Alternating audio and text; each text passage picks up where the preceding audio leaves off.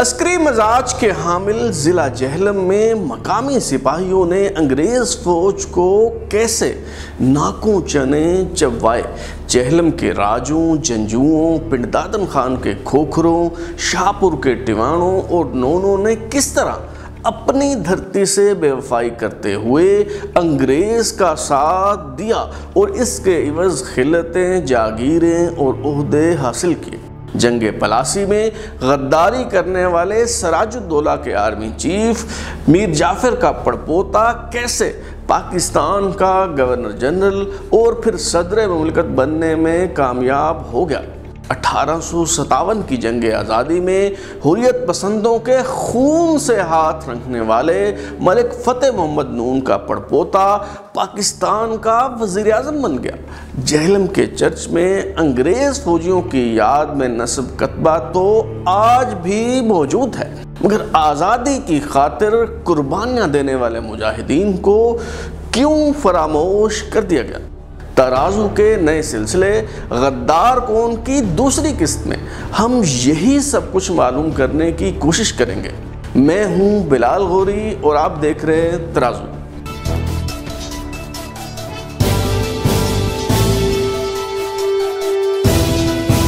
پنجاب کا ضلع جہلم مزاحمت کے حوالے سے اپنی مثال آپ ہے۔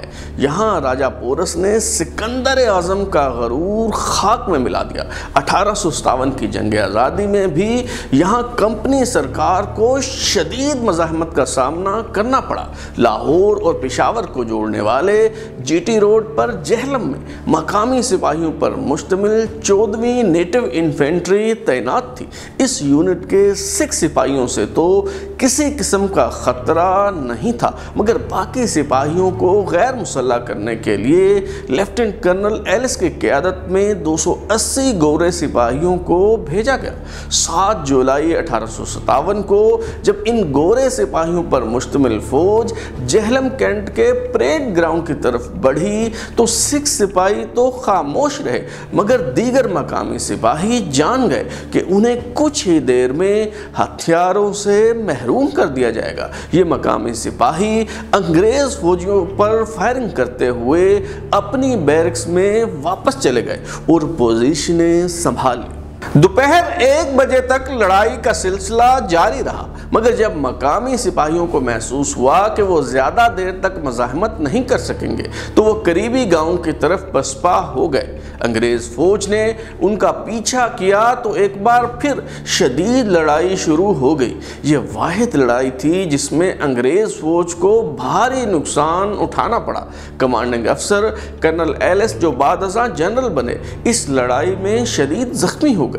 ایک اور انگریز فوجی افسر کیپٹن سپرنگ سمیت ایک ہی دن میں 44 فوجی افسر اور جوان مارے گئے۔ 100 سے زائد انگریز فوجی زخمی ہوئے، جبکہ 70 گھوڑے بھی ہلاک ہو گئے۔ شام کا سورج ڈھلنے تک لگ بھگ 400 حریت پسند شہید ہو گئے یا گرفتار کیے جانے کے بعد مار دیے گئے، مگر ان کے حوصلے پست نہ ہوئے۔ انگریز فوج حریت پسندوں پر غلبہ پانے میں کامیاب نہ ہو سکی تو رات ہوتے ہی پسپائی کا عمل شروع ہوا تاکہ صبح تازہ دم ہو کر حملہ کیا جا سکے، مگر صبح گاؤں کا گھیراؤ کرنے پر معلوم ہوا کہ بیشتر حریت پسند فرار ہونے میں کامیاب ہو چکے ہیں۔ اب مقامی سرداروں اور جاگیرداروں کے تعاون سے ان مجاہدین کا پیچھا کرنے کی مہم شروع ہوئی۔ مٹھا ٹیوانہ کے ٹیوانوں، جہلم کے راجوں، پنڈ دادن خان کے کھوکھروں اور چب راجوں نے انگریزوں کا بھرپور ساتھ دیا۔ بیشتر مجاہدین کشتیوں کے ذریعے دریائے جہلم عبور کرتے ہوئے پکڑے گئے اور انگریز سرکار کے حوالے کر دیے گئے۔ 200 حریت پسند جو دریا پار کر کے کشمیر میں داخل ہونے میں کامیاب ہو گئے، انہیں مہاراجہ گلاب سنگھ نے گرفتار کر کے کمپنی سرکار کے حوالے کر دیا۔ یوں اپنوں کی بے وفائی اور غداری سے یہاں بھی مزاحمت دم توڑ گئی۔ المیہ یہ ہے کہ جہلم کے چرچ میں ان انگریز فوجیوں کی یاد میں نصب تختی تو آج بھی موجود ہے جو اس جنگ کے دوران مارے گئے، مگر شہید ہونے والے گمنام حریت پسندوں کے ناموں سے کوئی واقف نہیں، اور ہم ان شہداء کی قربانیوں کو فراموش کر چکے ہیں۔ حریت پسندوں کے خون سے ہاتھ رنگنے والوں نے رفتیں اور خلتیں پائیں، انگریزوں سے وفاداری کے عوض جاگیریں اور منصب حاصل کیے۔ جہلم کے چب راجوں کے سربراہ خان بہادر راجہ محمد اکبر خان اور اس کے جانشینوں نے انگریزوں کا خوب ساتھ دیا۔ تذکرہ رؤسائے پنجاب، جو ہنری گریفن کی انگریزی کتاب کا ترجمہ ہے، اس میں بیان کیا گیا ہے کہ راجہ فیض طالب خان کو 10,000 روپے سالانہ کی نقد پنشن ملی۔ اس نے لاہور سے متصل شاہدرہ کے علاقے میں رہائش اختیار کی۔ توصیفاً یہ لکھنا ضروری ہے کہ وہ اور اس کے رشتہ دار اس وقت سے لے کر آج تک انگریز سرکار کے مکمل نمک حلال اور وفادار ثابت ہوئے ہیں۔ فیض طالب خان کے پوتے راجہ علی بہادر خان کو پروونشل درباری اور راولپنڈی میں ایکسٹرا اسسٹنٹ کمشنر بنایا گیا۔ راجہ علی بہادر خان کا بیٹا محمد اکبر خان ایک زمانہ میں نائب تحصیلدار تھا۔ 1917 میں اسے نہ صرف خان بہادر کا خطاب ملا بلکہ اعزازی تلوار بھی عطا ہوئی۔ پنڈ دادن خان کے راجہ محمد اکرم خان کھوکھر اور راجہ محمد افضل خان کھوکھر کے خاندان نے بھی انگریزوں کی چاکری میں کوئی کسر نہ چھوڑی اور جہلم میں مجاہدین کو گرفتار کرنے کے لیے لشکر تشکیل دیے۔ راجہ ممتاز علی خان اور راجہ اختر علی خان نے بھی بعد ازاں یہ سلسلہ جاری رکھا، جبکہ راجہ سجاول خان نے انگریزوں سے وفاداری کے سلسلے کو آگے بڑھایا۔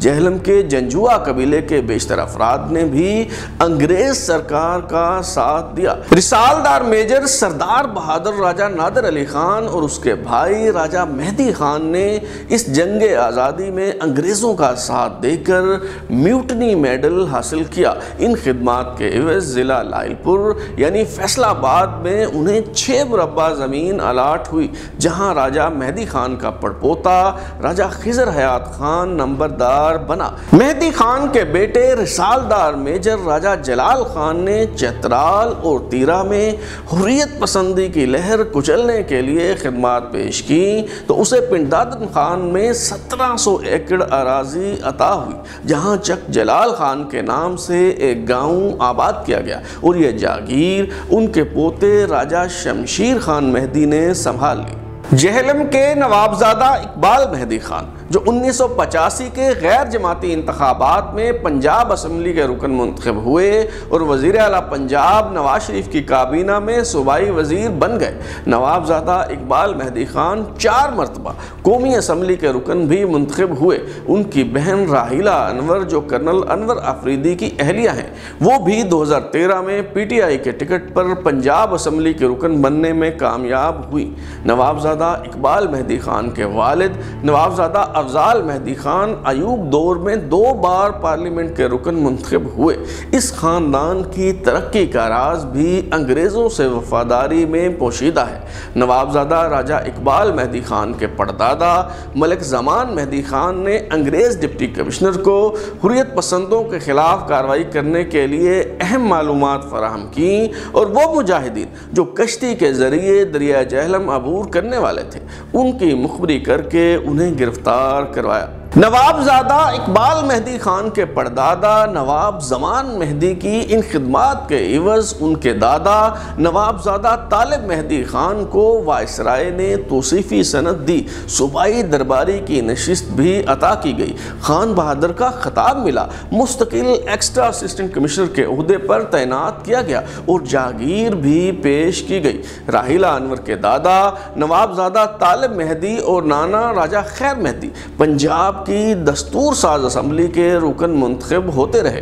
نوابزادہ اقبال مہدی اور راحیلہ انور کے دادا نوابزادہ طالب مہدی خان دور اندیش نکلے اور قیام پاکستان سے پہلے چھلانگ لگا کر نہ صرف مسلم لیگ کی کشتی میں سوار ہو گئے بلکہ حکمران جماعت کے ضلعی صدر بننے میں بھی کامیاب ہو گئے۔ انگریزوں کے دور حکومت میں سرگودا ضلع شاہپور کا حصہ ہوا کرتا تھا اور یہاں پر مٹھا ٹیوانا اور نورپور نون میں 2 بااثر برادریاں نون اور ٹیوانے آباد ہیں۔ 1857 کی جنگ آزادی کے دوران اور اس کے بعد یہاں سے ملک فتح محمد ٹیوانا اور اس کے جانشینوں نے کمپنی سرکار کا بہت ساتھ دیا۔ جہلم کا مارکا ہو، ملتان کی لڑائی یا پھر گوگیرا کا محاذ، ٹیوانوں نے لشکر بنا کر رنگروٹ بھرتی کر کے حریت پسندوں کا خون بہانے میں کوئی کسر نہ چھوڑی اور پھر انگریز سرکار سے اس خون کی بہت اچھی قیمت بھی وصول کی۔ ٹیوانا خاندان کے چشم و چراغ میجر جنرل عمر حیات ٹیوانا نے اپنے آباء و اجداد کی روایات کو آگے بڑھاتے ہوئے انگریزوں کا بھرپور ساتھ دیا۔ یہی وجہ ہے کہ انہیں ملکہ وکٹوریہ کی رسم تاج پوشی میں مدعو کیا گیا، نواب کے خطاب سے نوازا گیا، نائٹ ہوڈ کا خطاب بھی دیا گیا، امپیریل لیجسلیٹو کونسل اور پھر کونسل آف اسٹیٹ کا رکن نامزد کیا گیا۔ میجر جنرل عمر حیات ٹیوانا کے فرزند ارجمند خضر حیات ٹیوانا نے بھی فوج میں خدمات سر انجام دیں اور انگریزوں کا حق کے نمک خوب ادا کیا۔ جارج پنجم کی رسم تاج پوشی میں خضر حیات ٹیوانا کو مدعو کیا گیا اور سلور جوبلی میڈل پہنایا گیا۔ 1937 میں خضر حیات ٹیوانا کو پبلک ورکس ڈپارٹمنٹ کا وزیر بنا دیا گیا۔ 1942 میں سر سکندر حیات کی اچانک وفات کے بعد پنجاب کے وزیر اعلیٰ کا عہدہ بھی خضر حیات ٹیوانا کی جھولی میں ڈال دیا گیا۔ 1946 کے انتخابات میں خضر حیات ٹیوانا کی یونینسٹ پارٹی نے محض چند نشستیں حاصل کی، مگر انگریز گورنر نے انہیں حکومت بنانے کی دعوت دی تو اقلیتی ارکان کو ساتھ ملا کر وہ پھر سے وزیر اعلیٰ بن گئے۔ قیام پاکستان کے بعد خضر حیات ٹیوانا خود تو سیاست سے کنارہ کش ہو گئے، مگر ان کے خاندان سے تعلق رکھنے والے افراد اب بھی سرگودا اور شوشاب کی سیاست میں بہت اہم مقام رکھتے ہیں۔ خضر حیات ٹیوانا کے کزن ملک فیروز خان نون کا خاندان بھی انگریزوں سے وفاداری نبھانے میں پیچھے نہیں رہا۔ فیروز خان نون اپنی خود نوشت فرام میموری میں اپنے خاندان کی انگریزوں کے لیے خدمات کا ذکر کرتے ہوئے خود لکھتے ہیں کہ جب برطانیہ نے پنجاب فتح کیا تو میرے دادا ملک فتح خان نون ضلع میاں والی کی تحصیل عیسیٰ خیل میں کاردار کے گورنر تھے۔ جب میں بطور وزیر عیسیٰ خیل گیا تو نواب عبد الکریم خان کے بیٹے نواب زادہ عبد الغفور خان نے لاہور سے مسٹر ٹیلر کا میرے دادا کے نام لکھا ہوا ایک خط دکھایا، جس میں کہا گیا تھا کہ عیسیٰ خیل سے 500 پٹھان سپاہی بھرتی کر کے میجر ایڈورڈ کے پاس ملتان بھیجو تاکہ وہ لڑائی میں حصہ لے سکے۔ فیروز خان نون کے دادا کی خدمات کے عوض انگریز سرکار نے انہیں 4000 ایکڑ زمین لیز پر دی اور بعد ازاں اس زمین کے مالکانہ حقوق حاصل کر لیے گئے۔ فیروز خان نون کے دادا نے اس زمین کے حصول کے بعد شاہپور میں نورپور نون نامی گاؤں آباد کیا اور دریائے جہلم سے نہر نکال کر اپنے گاؤں تک لائے۔ فیروز خان نون کے چچا ملک محمد حاکم خان نے بھی 1857 کی جنگ آزادی میں انگریزوں کے لیے گراں قدر خدمات سر انجام دی، جس پر انہیں بہت بڑی جاگیر الاٹ کی گئی۔ 275 روپے سالانہ وظیفہ مقرر ہوا، پہلے پولیس میں ملازمت دی گئی اور پھر تحصیلدار بنا دیا گیا۔ فیروز خان نون جو پہلے اپنے کزن خضر حیات ٹیوانا کی طرح یونینسٹ پارٹی میں تھے، انگریز دور میں پبلک ورکس، لیبر اور تعلیم کے صوبائی وزیر رہے، لندن میں بھارت کے ہائی کمشنر تعینات ہوئے، وائسرائے کی کونسل کے رکن رہے، مگر جب جدوجہد آزادی نے زور پکڑا تو ستمبر 1945 میں مسلم لیگ کی ٹرین پکڑ کر مستعفی ہو گئے اور سر کا خطاب بھی انگریز سرکار کو واپس کر دیا۔ قیام پاکستان کے بعد ملک فیروز خان نون مجلس دستور ساز کے رکن بن گئے۔ چند برس بعد فیروز خان نون کو مشرقی پاکستان کا گورنر بنا دیا گیا اور جب ممتاز دولتانہ کو پنجاب کی وزارت اعلیٰ کے منصب سے ہٹایا گیا تو ملک فیروز خان نون کو پنجاب کا نیا وزیر اعلیٰ بنا دیا گیا۔ وزارت اعلیٰ کے عہدے سے الگ ہونے کے بعد ملک فیروز خان نون کے مسلم لیگ سے اختلافات پیدا ہوئے اور جب میجر جنرل سکندر مرزا نے کنگز پارٹیاں بنانے کی روایت ڈالتے ہوئے ریپبلکن پارٹی بنائی تو ملک فیروز خان نون بھی اس پارٹی میں شامل ہو گئے۔ ملک فیروز خان نون کو ریپبلکن پارٹی میں شامل ہونے کے بعد پہلے وفاقی وزیر خارجہ بنایا گیا اور پھر وزارت عظمیٰ کا تاج ان کے سر پر سجا دیا گیا، مگر وہ آخری وزیر اعظم ثابت ہوئے اور بہت جلد مارشل لا لگا کر اقتدار جنرل ایوب خان کے حوالے کر دیا گیا۔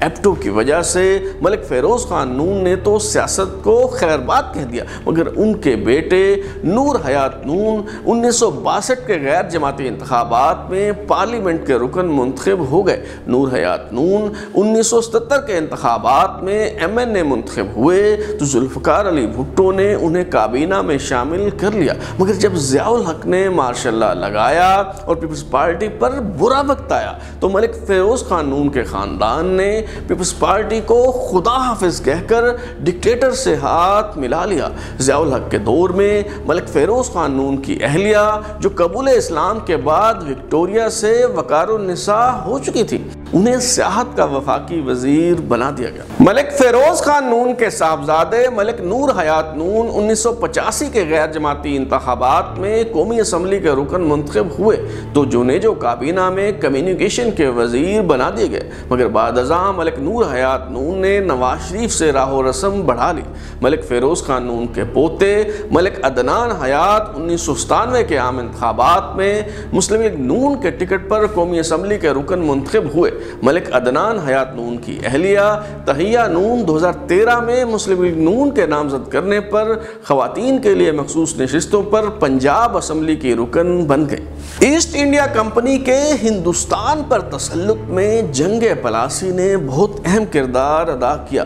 بنگال کے حکمران نواب سراج الدولہ انگریزوں کے راستے کی سب سے بڑی رکاوٹ تھے۔ میجر جنرل رابرٹ کلائیو جو ایسٹ انڈیا کمپنی کے بنگال میں گورنر مقرر ہوئے، انہیں یہ بات بہت اچھی طرح سے معلوم تھی کہ سراج الدولہ کو میدان جنگ میں شکست دینا آسان نہیں ہوگا، اس لیے میجر جنرل رابرٹ کلائیو نے سراج الدولہ کے سپہ سالار میر جعفر کو اپنے ساتھ ملا لیا۔ سپہ سالار جنرل میر جعفر کی غداری کے باعث پلاسی کے میدان میں سراج الدولہ کو شکست ہوئی اور انگریز سرکار نے میر جعفر کو بنگال کا حاکم بنا دیا۔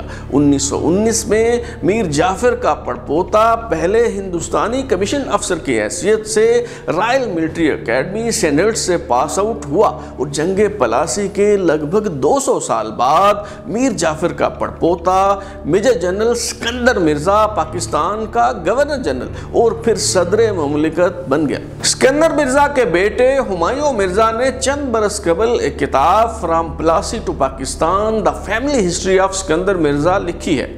اس کتاب کا انتہائی مضحکہ خیز پہلو یہ ہے کہ مصنف نے بنگال کے حاکم سراج الدولہ کو نہ سمجھ اور نہ اہل جبکہ میر جعفر کو محب وطن ثابت کرنے کی کوشش کی ہے۔ سچ تو یہ ہے کہ ایسی جسارت تو کرنل میلسن جیسے انگریز مورخ بھی نہیں کر سکے۔